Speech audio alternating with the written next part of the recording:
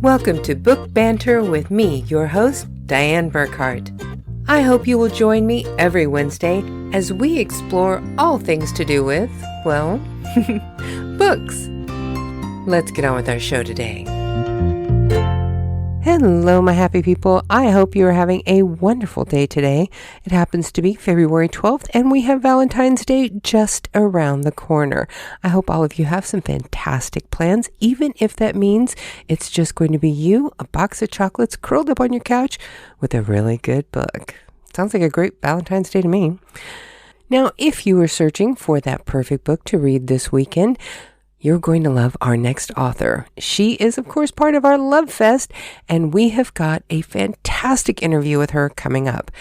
Now, since I'm actually still battling the flu and having a difficult time talking for very long, we're going to cut this short and get right to that interview. Today, we have a USA Today and Amazon bestselling author that you are absolutely going to love.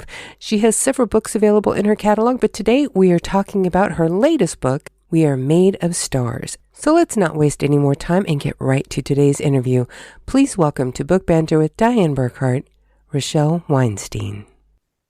I always like to start the show by asking my guests to please tell our listeners who you are and what you do. Hi, everybody, and thank you for having me, Diane. My name is Rochelle Weinstein, and I am the USA Today and Amazon bestselling author of 8 novels, the most recent, We Are Made of Stars. And I'm super excited to talk to you guys about it today. I will admit that whenever I started checking into your books on Amazon, I was a little bit jealous because you do not have anything under 800 reviews. And your book, This Is Not How It Ends, has over 19,000 ratings and reviews, and it's sitting at a 4.5. Wow, I didn't know that because one little tidbit about me is I don't look at my reviews. That's what my husband does that for me. I feel like once my baby's out into the universe, I have to concentrate on the things that I can control. Well, and there's only one book in there, What You Do to Me, that has around 800 reviews. Everything else is over 3,000 and up. That is absolutely incredible just in and of itself. Oh, well, thank you so much. I like to say that every writer, every author, they have their gifts and they have a lot of triumphs and accolades. So I admire so many authors out there for what they've accomplished. And I admire you for, what we talked about earlier and this ability to have this podcast. Thank you. One of the things that I just absolutely do is I love talking to people. So Yeah. that's what makes this really easy. I love books and I love talking to people, so it just goes together well. I agree. Now, I would almost assume because of your early career that you do a good job of marketing your own books.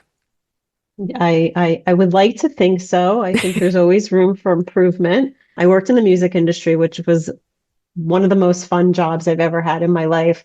But I handled marketing, advertising, and promotions for every single record label in the country. So we were always trying to find interesting ways to promote our artists. And, there's a lot of artists out there and to give them visibility. So I just channeled a lot of that experience in that business into book world. Is it very different to go from doing music to books?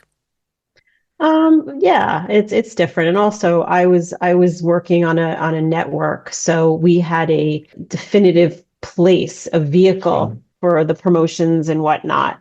And, this was also back in the 90s before the internet. And, now it is so hard to break through. And there's not just one vehicle for books, and there's many, and there's so many authors, and it's a numbers game that the market's really saturated. So you always have to come up with creative ways. But I think, the general skills are to be creative, to think outside the box. Sometimes that organic grassroots marketing, I think it pertains to both of them. And that was one thing that we have talked about a lot last year on the podcast was that with the abundance of people who are self-publishing now, it is both great and detrimental to publishing in general. for because it's sure. great that people are having this opportunity that they never would have ever had before to get their work out there. But the market is so big now and it's so saturated. It's hard to get in front and get noticed. You're absolutely right. And I teach a class through one of the universities down here at their library. And I always quote Carly Waters. She writes the shit about writing. I don't know if I'm allowed to curse on here, but she has an Instagram post from about a year ago, and it says how it's, a lot of writers feel that the obstacle is getting published, and it's not so much the case anymore getting published. The issue now is you can get published. There's so many different avenues for getting published. Hmm. The hardest part, the biggest challenge, is visibility. Yeah. So, what do you think is one of the best things that a new author can do to get noticed? I mean, listen, if I knew the magic formula for that, um, I'd be doing it. It also depends on where there's so many different ways to put a book out into the universe, and, self-published authors, have a different experience than traditionals or Amazon authors. So, there's a lot of right now, I think we're seeing a disruption in the business where trade, marketing is sort of, falling on the wayside to more of the internet and the digital technology, the TikToks, the book talk, the, social media. And you see some really savvy self-published authors that are just killing it, Yeah. because they have, I'm aging myself, but that generation, they're really on top of that type of brand marketing. So I would really educate yourself in what's happening online and social media, podcasts, all the digital components. And I think that it's really important before you even get to that point is to have a perfectly edited book. I Hmm. think that if you're going to spend any money, you need to get that book professionally edited so it is the best that it can be, so it can stand out amongst the masses. That's one thing that I was always shocked about is when I hear so many new authors saying, oh, it doesn't matter if it has spelling mistakes, doesn't matter if it has grammar. What matters is the story. And my English major background, just my heart cringes when I hear that. I mean, listen, the truth of the matter is if somebody turns in a wow manuscript and it's got typos, and listen, my grammar is horrible, horrible. So I probably turn in, a manuscript that has a lot of grammatical errors. But if you turn in a story that is like a hot topic and it just blows an agent's mind, then, you have the copy editors and you have the proofreaders that can fix that. Also having that voice, it's interesting. You see a lot of writers that are authors that are great storytellers, but they're not, the most prolific writer, the literary, writer. Mhm. And then you see these literary writers who aren't the greatest storytellers. But sometimes you have both, and it's like magic. Yeah. It's absolutely magic when you have both. See, and what I was referring to is there are self-published authors that don't think that's important to pay a professional editor to review the book before they publish. Look, sometimes it's not in the budget, and I totally understand that, but Yeah. I tell a lot of writers, find your favorite English teacher. There's somebody, network. There's somebody in your family, in your stratosphere that has a good handle on the language. Mhm. It is absolutely worth it to tap into that resource. I would bet But almost no, everybody knows some grammar guru somewhere correct, who's correct, always correct. correcting them. But, I still think that, I mean, look, I'm not saying it's not important to have something, the spelling and whatnot. I mean, I don't know. By spelling, I can't even relate to because I'm like a crazy spelling bee type of a person. But I think that story and voice are really, really, really important. So now, was your first job actually with the LA Weekly? My first job out of college was with the LA Weekly. I worked in their advertising department, and I handled their film and their record stores. Like this was back in the day with Tower Records and Warehouse. So we Oh, did wow. all their advertising and promotions within the LA Weekly. And that was also an incredible job. I went to free screenings. I met really cool people in LA. Then I missed the East Coast and I came back to Miami, and that's when I started working in the music business. And it was a similar capacity. It was just my vehicle change from the medium was I went from, newspaper print to it was a network on cable. Hmm. So how did I end up becoming a writer, right? Yes, that's where we're going next. So I was always a closeted writer. I love writing stories in my journals. And I had the imposter syndrome way back when I was 5 or 6 years old.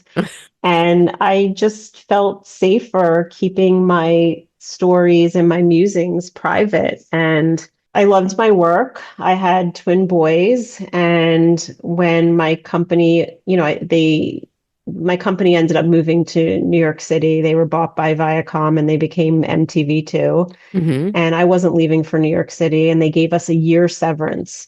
So I was like, okay, so what am I going to do now? And I'd been working since I was 14 years old. It was instilled in me.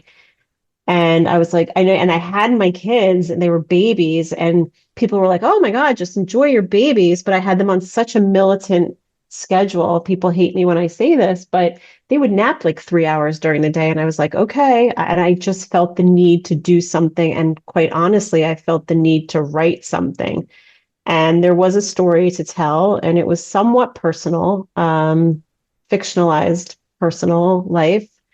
And it was a lark. I literally just sat down while they were napping, and 110,000 words later, I had What We Leave Behind.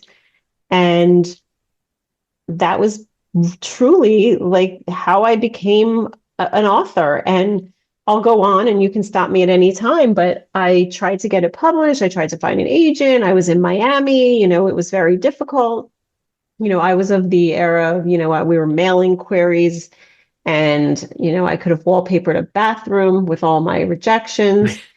And I ended up self-publishing that book and my second book. And I marketed the what out of both of them. I marketed advertising promotions. I called on all my contacts in New York and LA, and I just hustled. And I worked with a professional editor until I finally had impressive enough sales to lure in an agent for my third book. But the best part about this story is a lot of people back when I started to self-publish, they felt like I was shooting myself in the foot, and, self-publishing lacks credibility. It just means you're not good enough. And I knew exactly what I wanted for my writing, and I felt that it was the right decision for me. And when we were working on my fourth novel, but my second with my publishing house, I don't even know why, but I went on Publishers Marketplace and I Googled my name, and I searched bestseller. And it came up that my self-published book 3 years before had hit the USA Today bestseller list, and I never knew it. Oh my God. Yeah. So I tell this story a lot when I teach because I didn't have that accolade, buoying me through some of the most difficult times. Yeah. But, I tell my students, keep going, keep going. You're going to get knocked down. Every single one of us gets knocked down, but it's truly, and I know it sounds cliche, it is about the journey. And I did this journey without that armor of like a USA Today bestselling title. The title was amazing, but the idea that I did it on my own without that pushing me it just gives me the strength to keep going on and keep writing. I'm surprised that nobody ever mentioned it to you. It's like, oh yeah, I saw your book on the bestsellers list. Yeah, I mean, look, I live in Miami, so I'm very far removed from the New York literaries, Yeah. and I didn't have an agent. So I didn't have an agent telling me. I didn't have a publishing house telling me. And maybe when I got my publishing deal, maybe they assumed that I knew, or maybe they saw it on Publishers Marketplace, but Yeah. I didn't know. But I found out on a Thursday, and I like to call it was the best throwback Thursday I've ever had. That would be amazing. Did you celebrate it all when you found out? I went crazy. Like I think I literally jumped up and down, but it was, and I told my publishing house and they reworked everything with my bio and the next book cover. It said, USA Today best-selling author. Hmm. And listen, it's so wonderful as an author, to achieve these goals, but that's not why I do it. There's some authors that are very crystal clear about why they're doing this business. And I think it's amazing to have these types of goals, but it's not what drives me in particular. Whenever you moved to writing full time, was that a smooth transition for you, or did you have some bumps along the way? Oh, there's always bumps. I don't, a lot of us are on social media. There's a nice robust community and everybody's author life looks so wonderful and peachy, but it's not that way. I mean, I could tell you so many of my closest friends, authors, it's that there's so many highs and lows that you just don't see. And I really try to be very open and vocal about it. I've had a couple of agents. I've been with the same publishing house. I had an editor switch. I had my publishing house sit on my novel for 5 or 6 months after my top selling book like blew up. Oh, They wow. sat on my book for like 5 or 6 months and I was like, oh my God, is this the end of my career? Because like how do you go from like selling over 100,000 copies and that's public because they give you an award and I posted it about it. Hmm. How do you go from that to they're just sitting there and they're like not getting back to you? So I was really down in the dumps and feeling horrible and I thought my career was over. And there have been moments like that where I have questioned why I'm doing this and, is it worth it? And, I think that there's a lot of soul crushing moments in writing and putting your heart out there. It's so personal, Hmm. but writers have to write. And throughout all that bad, you find a way to navigate through it. Like I can't not write. I believe me, I've tried. I've tried to say, I'm walking away from this. I'm taking a month off. I'm taking the summer off.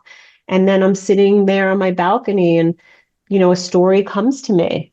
So I think that when you're a writer, you can even say, I'm quitting, I'm done. I've had friends who say, oh, I'm quitting, I'm done. And I'm like, okay, well, you're done for now. Because, Yeah. in a year, you come back refreshed and you come back with fresh eyes and fresh ideas and you're just in a different place. So I think once you're a writer, you're forever a writer. There are so many authors that I have talked to that they say even if for some reason they decided to just stop publishing, they would never stop writing. They just Right. That's wouldn't an share interesting it with point. people anymore. Right. Exactly. Yeah. I mean, look, and also a lot of authors are journal writers. They're journaling all day long. I have a writer Hmm. friend who journals every single day. I feel like my books sometimes are my journal.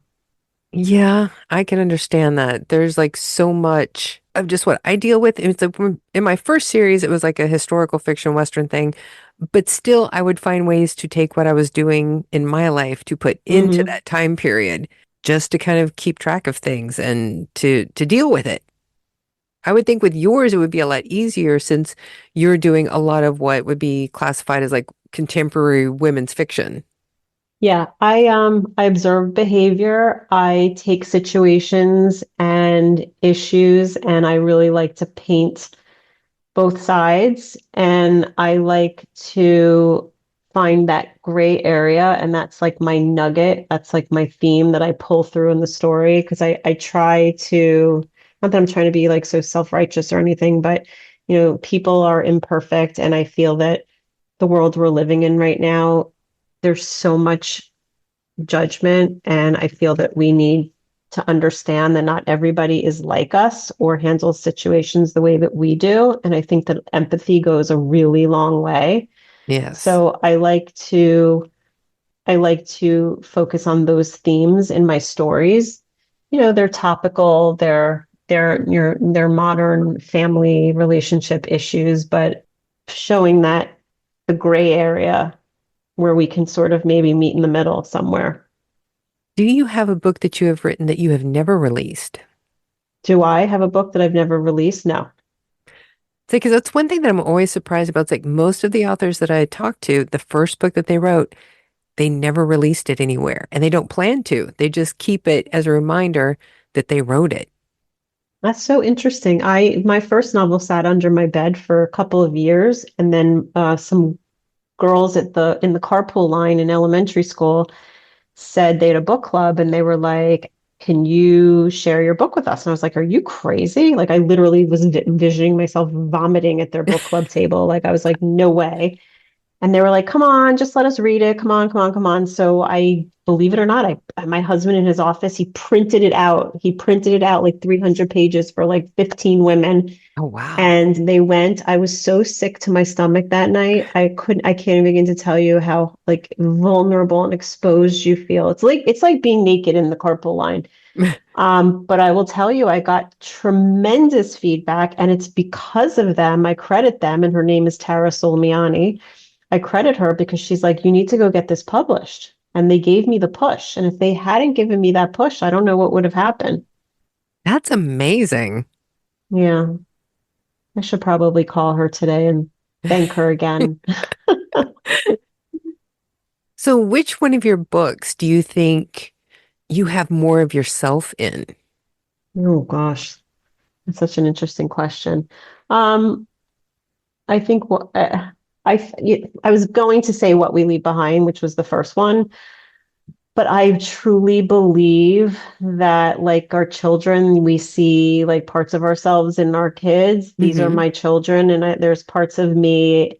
Writers write what they know, what they also wish for. So I see parts of my personality in my life, and then things in my life and in my community and my world that I wish for. So I would say that probably the first book, but so many of my characters are, like a collaboration of pieces of me and people that I love. So, what is your process like? Are you a plotter? Are you a pantser? Is there like a combination? I used to be a pantser. I literally, like the first book, I sat down and wrote it. I knew the beginning, I knew the ending, and I just played with the middle. And I was like that for a first couple of books. And then I was really trying to challenge myself with more high concept writing and write high concept stories.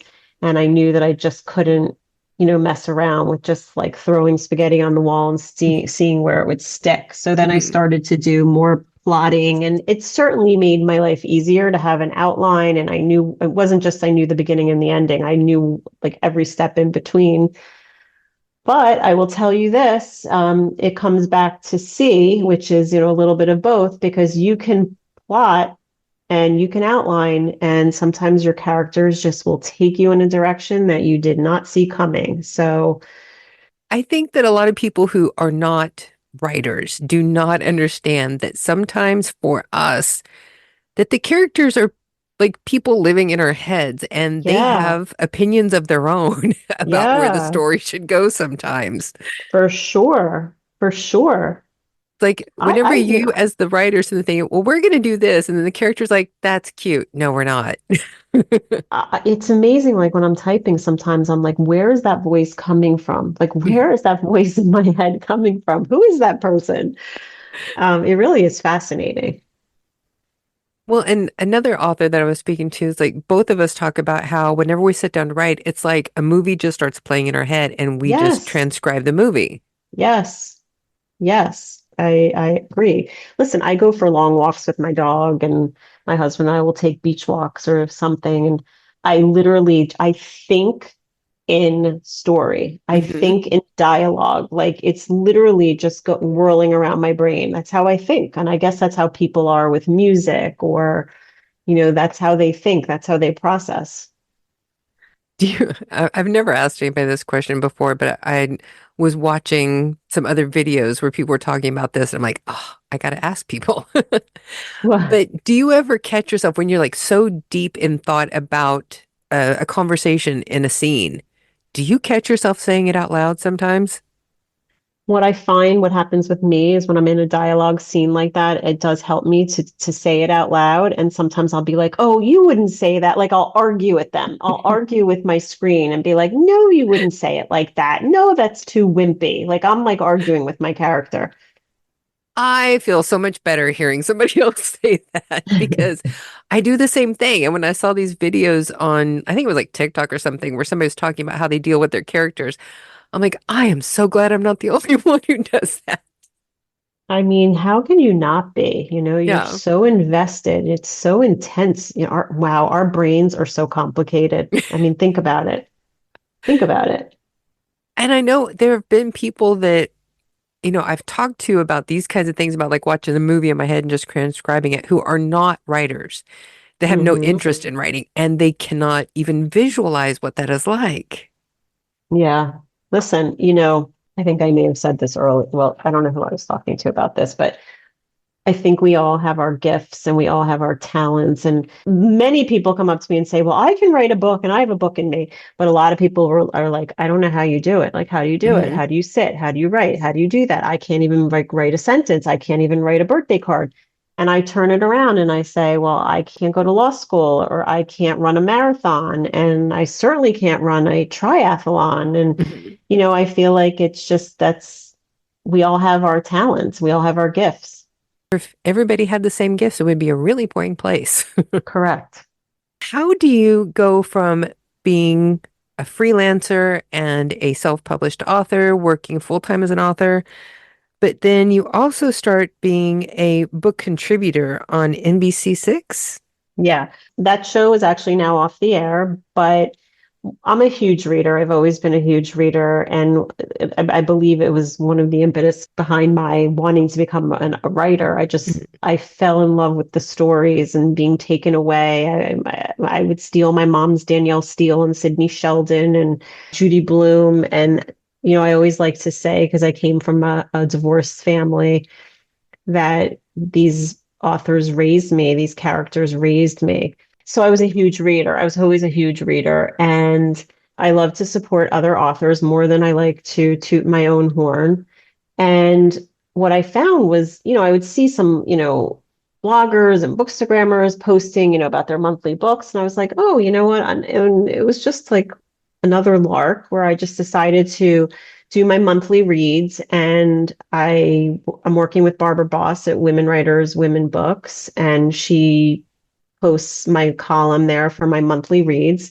And then I saw that there was no real book outlet. There's amazing bookstores, there's books and books, but there was nowhere in the media that was pushing books and advertising books. So I have a friend that worked in the business and she put me in touch with NBC6. And for about 2 years, a year and a half, I was their book contributor, giving my book picks for the month. And now I have pivoted from media from video to Aqua Magazine in Miami. I am their monthly book contributor. Oh, And I nice. just love, love, love being able to support other authors because I know how ridiculously hard it is, as we were Mm. talking at the beginning about breaking through and so many people helped me and I like to help others.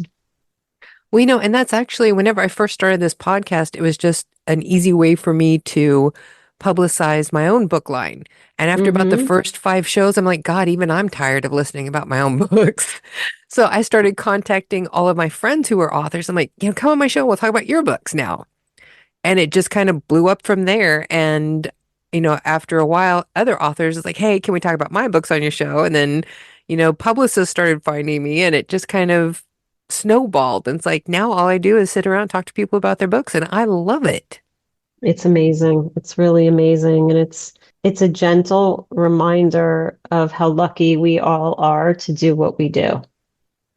And it helps fill out my to be read list. Yeah.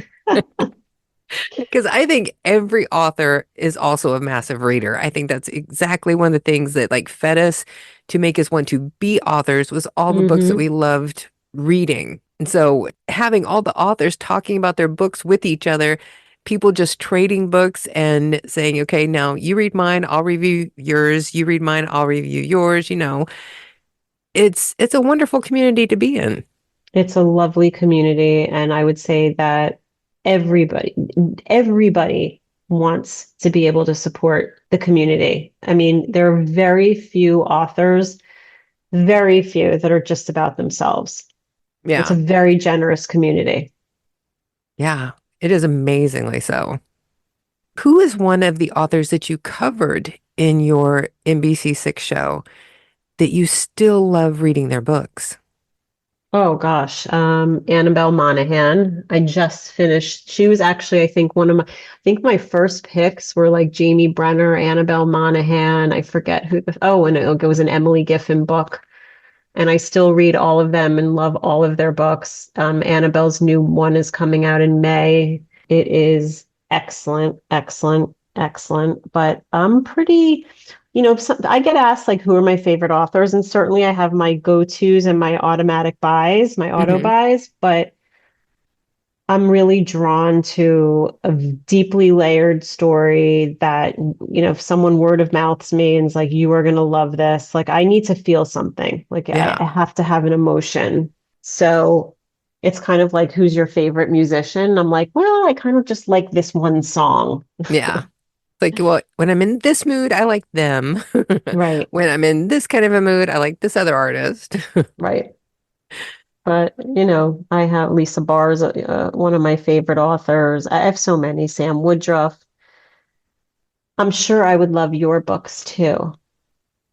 Say mine were actually written just as a practice to see if I could still do it.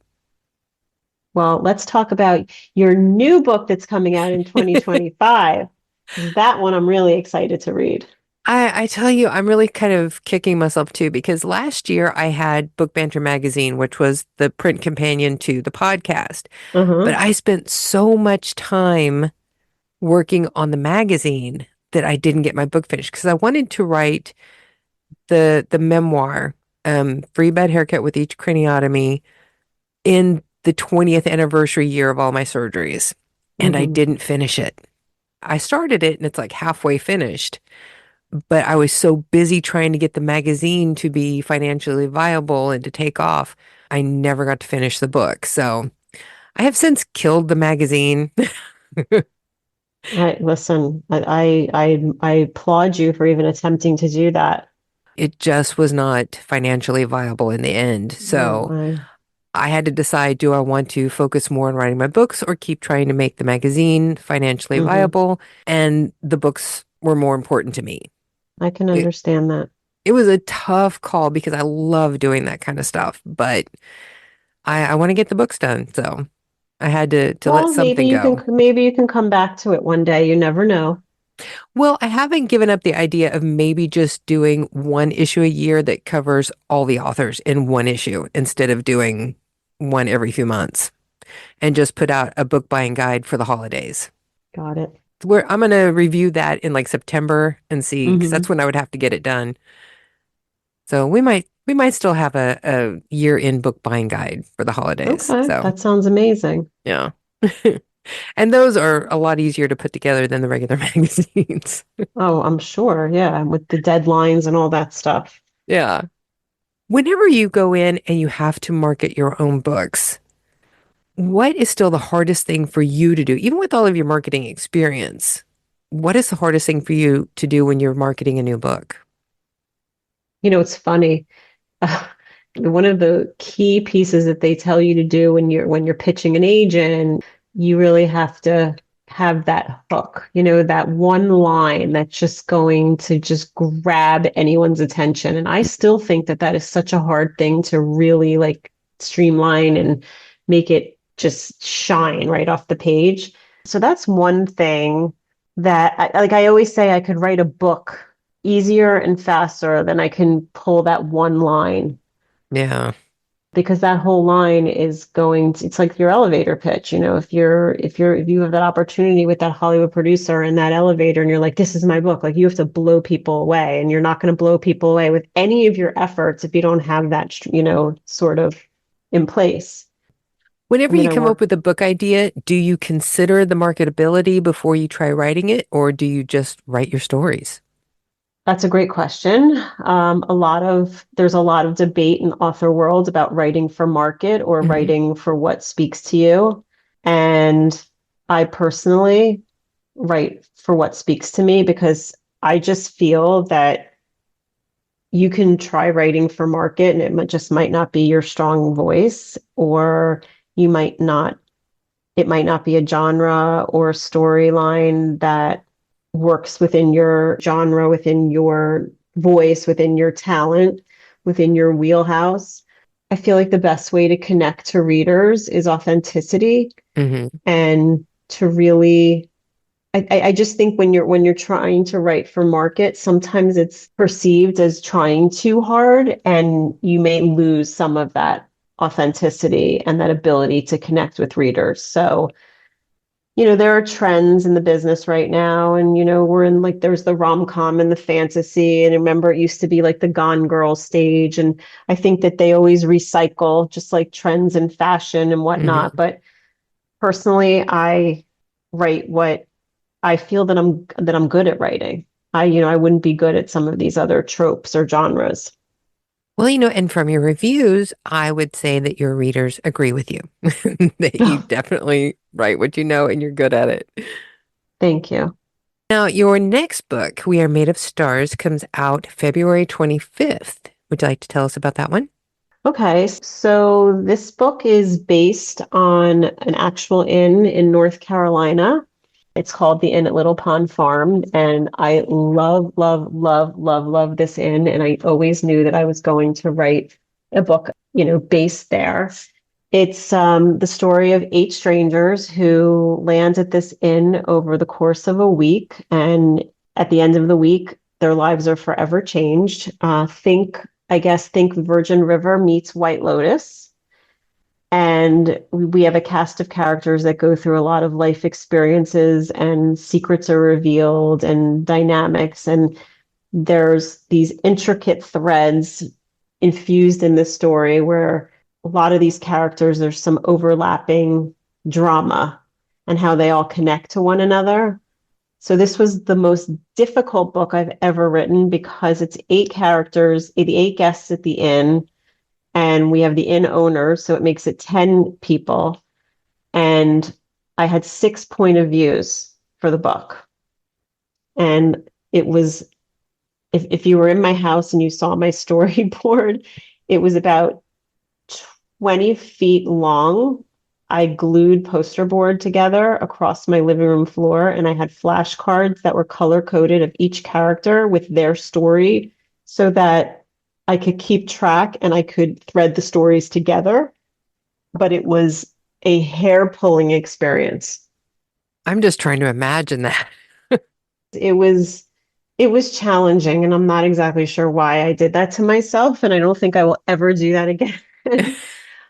But it was a it was a beautiful book to write, just based on that it was based on this real life inn, and I interviewed the owners, and the book is divided into 7 days, and because the 7 nights at the inn, and each day is a part where we had a menu of what was being served that night with a wine pairing. I love those kinds of details. And then as the week progresses, there's betrayals and regrets and shocking secrets. And one of the characters, he's an astronomer, and that's where the theme of the stars comes in. So he's always preaching about, the answers in the stars and, what connects us in the world. So I view these 10 characters, as stars in the universe, and how they end up colliding and making beautiful light. That sounds like you just added to my to be read list. I hope so. So now this seems like the perfect time to do our 5 quick questions that never turn out to be quick, but I still hold out that one day it will happen. Are you ready? I'm ready. Scared. So, what was your first thought when you were told you were going to be having twins? Oh my God, I was petrified. Not to get so personal, but hey, this is me, open book.